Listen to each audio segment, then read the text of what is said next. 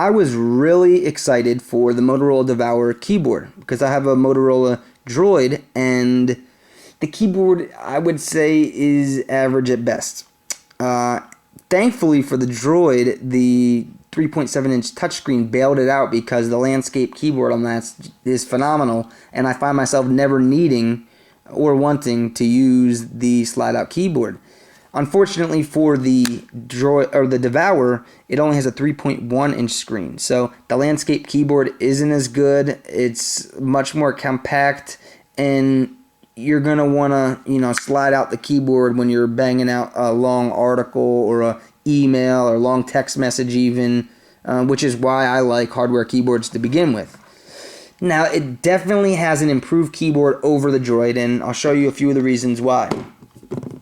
First of all, its keys are spaced out. You can see the Droid, these keys are directly next to each other, which makes, if you're typing fast, it easy to hit a neighboring button and make a typo. The Devour, you can see the space in between them clearly, so that definitely helps out. The Droid keys are almost flush with the device. They don't raise up at all, and so it's tough to realize that you're actually pressing a button and get that sensation that you get when you're normally typing. Whereas you can see these buttons are a little bit raised, so give a nice, much more nice feel when you're actually typing. And whoops, I'm in the camera here. The other thing is this has a dedicated number row, which I really like. And so you can see all the numbers, full keyboard, and then, you've got for your various symbols, you've got this function key. And this is the capitalization key. If you press it twice, it'll do all caps.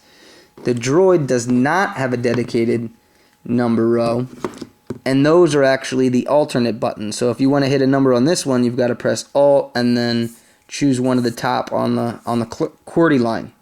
It does, however, have a lot more function keys. So there's the dedicated search key, there's a menu key here, there's alts on both sides, there's a bigger space bar. So it is a trade-off, because if you want to do any of that stuff on the Devour, you're going to have to hit the function key. So there's definitely a trade-off going here, and it's got a smaller space bar. And the other thing is, on a normal keyboard, you're going to see the J there. If you want to type B or N or M, it's kind of like where it is on a normal keyboard on your desktop. Whereas on the Devour, because they had to crunch everything in, it's to the bottom right. So if you're typing like the word, nobody, your first inclination when you're on the J is to go down and to the left. But on this, when you're typing, you've got to go down and awkwardly to the right.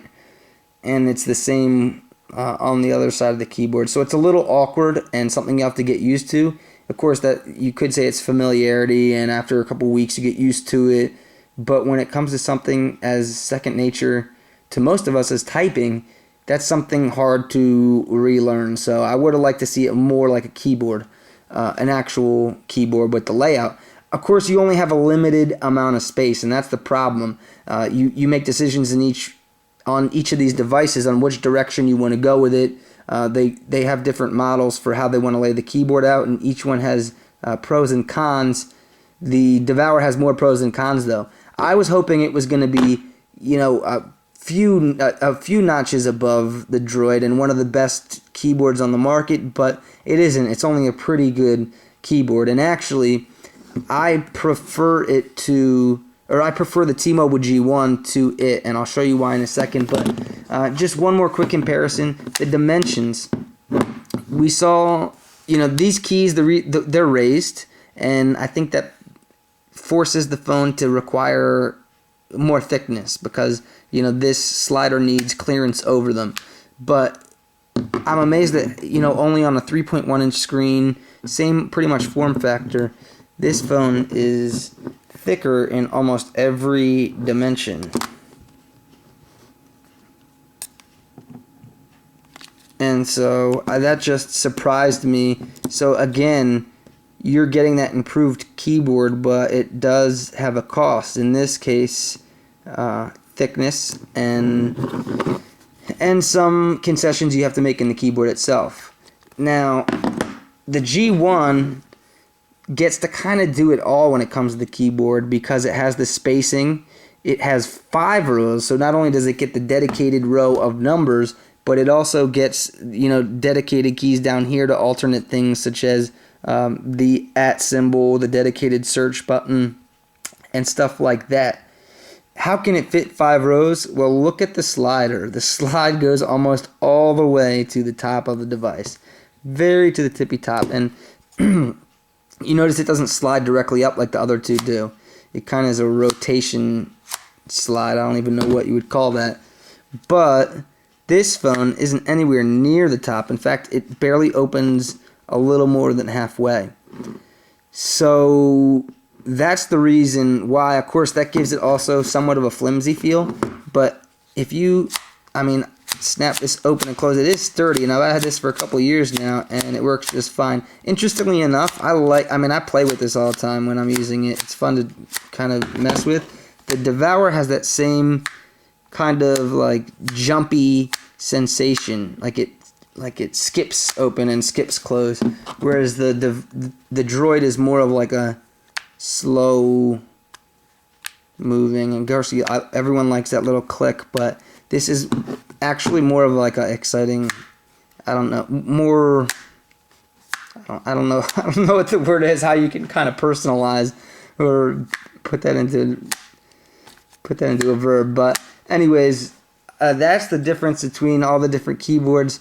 Another thing, these are kind of diagonal, or they're offset. The keys are staggered like a regular keyboard is, and you can see they make, the rows are offset a little bit, where these are perfectly aligned, which is not how normal keyboards actually are, and it does make it a little more difficult to type. So this is the order I put them in, actually, right there. The G1 has the best of the keyboards, the Droid is the worst of the keyboards, and the Devour's right in the middle. So I'm a little bit disappointed. I thought the Devour was going to have a better keyboard than it does, but it's still an improvement on the Droid, and it's still a very capable keyboard. So you're not going to hate it, I don't think. You're just, excuse me, you're not going to be blown away. So there you have it. Motorola Devour keyboard.